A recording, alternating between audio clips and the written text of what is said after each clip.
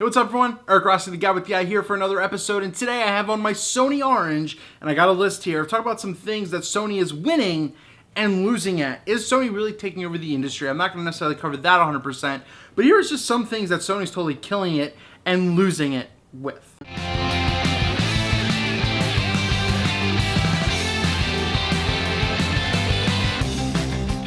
So if you haven't come to the realization that mirrorless is a thing, people, mirrorless is definitely coming up into the market, and it's really surpassing a lot of things. It's really kind of trampling over, especially technology-wise, what Nikon and Canon DSLRs are not doing, and there's just a lot of things going on right now. So Sony has been killing it, especially on the prosumer side of things, and even going up to the full-frame side of things, especially street photography and maybe a little bit of wedding photography. I'll cover that in a second. But Sony's been killing it in a lot of things, but there's some pros and some cons of Sony and some things that they need to work on if they really want to kill the market. So this right here are just some things of pros and cons of what Sony's been doing and really kind of why I haven't made the switch yet. Like, I still use my Nikon DSLRs for professional work. I have the Sony A6000, which I made that Shia LaBeouf video that you guys think I switched, some of you, and I didn't. I just like that on the side, maybe street, specialty type of camera type of thing.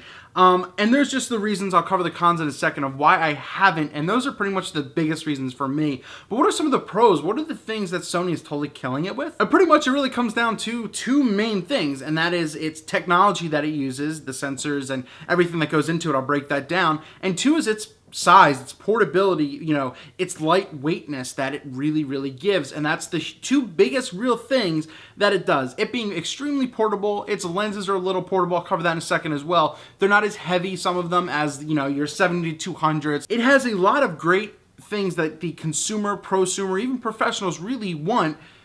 I disagree on some of them, but Sony really took the mark on that, and there's just some things that they want, especially, your Wi-Fi, your remote control, phone connectivity. The fact that I could take my Sony A6000 and I can take a photo, upload it through the app, get it down on my on my iPhone, is outstanding, and I can get Instagram, instantly.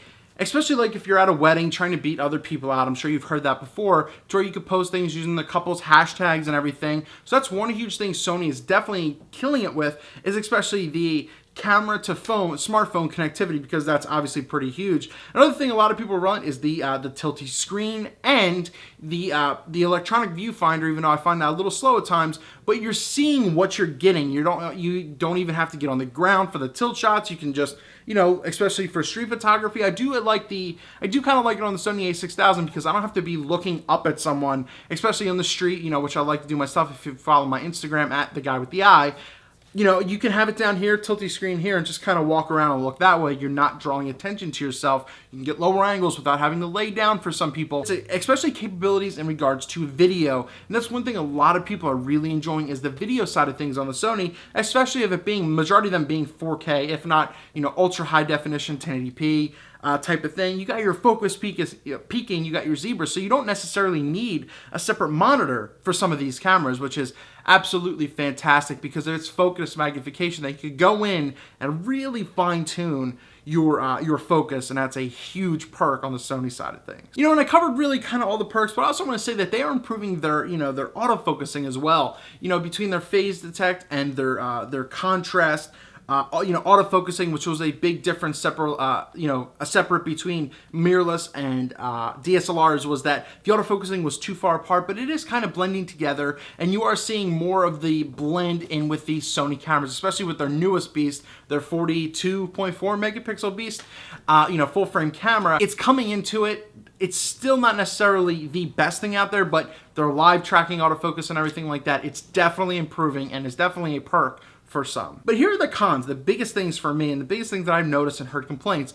Its battery life is atrocious. I mean, I have 3 batteries for my Sony A6000, because if I'm out for only a couple hours, maybe 3 to 4 hours out in New York walking around, I will chew through 2 batteries that were fully charged. And I've even brought back my Sony A6000 the first time because I thought it was maybe a defect, and I got a new one, and it's the exact same thing. And I'm even hear that from, I know, a wedding photographer who shoots with the Sony A7S, I think. He's got like 8 batteries because the batteries just churn through so quickly. That's one of the biggest things, the low capacity batteries that these mirrorless cameras have, especially the Sonys, are not that good. So that's one of the biggest things and why I can't really switch. The second thing are the ergonomics. Some people, I do like that it's lightweight, but the ergonomics for me, I like it, especially if I'm working all day. I like to have that full hand, form and feature, that comfortability, that, perfect ergonomics, and these cameras don't have it. They're really small, especially if you have big hands like myself. It is not comfortable. You don't feel comfortable, you don't feel safe holding the camera at all times, regardless of it being lightweight and portable and everything. That's just one of the things. It's not ergonomically the best, and it really kind of hurt my wrist after I was kind of just trying out a camera for a long time. That's not one of the best things. That's not one of its strongest things. And it's their lens selection. Their lens selection is not that good, and it's so expensive to get a good lens. Like as I said, I just reviewed the Sony 30mm macro lens, and the 30mm, it's actually a great lens. It's under $300. Highly recommend it. Go check out my review. But, besides going up from that, you're at 90mm, and you're spending $1,100. So then you need more of a different selection. They have their 24 to 70s, the 2.8s or the 16 or whatever 2.8s, but they are super pricey, and there's not much of a range in regards to what you can get, maybe like an f4 and all that kind of stuff. So that's one thing to keep in mind. Yes, it's an investment, but, if you're not doing it necessarily full-time 100%, then what the hell is the point of buying the lenses? And using, the fact that Canon kind of, went really well with the Metabone adapters, you can use more of your Canon lenses on that. But the Nikon side of things, you're essentially not electronic whatsoever for the most part. You can't autofocus. I'm sure that'll come down the line, or without having to spend hundreds upon thousands of dollars to get these adapters. It's kind of ludicrous in my opinion. Lastly but not least, I just think they're doing too damn much.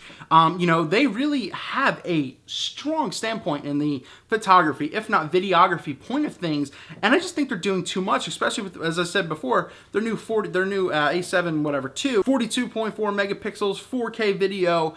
And the problem is, I think they rushed it out there and everything like that, because I think that does 20 or 25 minutes of recording video at 4K, but the damn thing overheats and shuts down your camera. I think it averages of 16 minutes. So you're not even getting full records. You're getting corrupted files because your files aren't even doing that. And that's over $3,000, if not a little more, obviously. Dude, that should not be an issue. Sony should be concentrating more or less on what they're doing, working on improving the tech within the stuff that they have. It just seems like they're trying to do a little too much for stuff that they don't need to do. We get it.